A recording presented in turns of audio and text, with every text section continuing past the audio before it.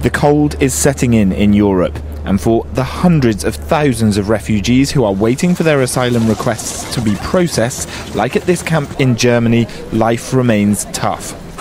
Meanwhile, EU leaders meeting in Brussels have been laying out plans to secure the bloc's external borders to prevent more people from coming in and to work with transit countries. If we are not able to find humanitarian and efficient solutions, then others will find solutions which are inhuman, nationalistic and for sure not European. The EU has agreed a tentative deal with Turkey to give them 44.5 billion rand in aid in exchange for a lifting of visa restrictions for Turkish citizens, for Ankara to help stem the flow of refugees. Divisions between EU member states alone are still preventing action to tackle the crisis. So there are countries, for example, in Central and Eastern Europe who are not as diverse in terms of the composition of their societies.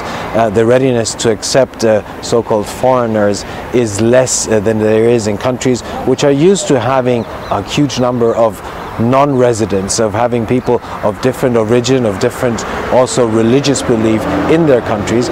The EU leaders discussed a permanent relocation system for all asylum seekers entering the bloc, but they couldn't agree on it over fears of numbers which may arrive while the war in Syria intensifies. And while the refugee crisis continues, there was also another defining issue discussed at this summit. For the first time, the leaders addressed the UK's impending 2017 referendum on whether it remains an EU member. An exit would shake the European Union immeasurably. Jack Parrick, SABC News, Brussels.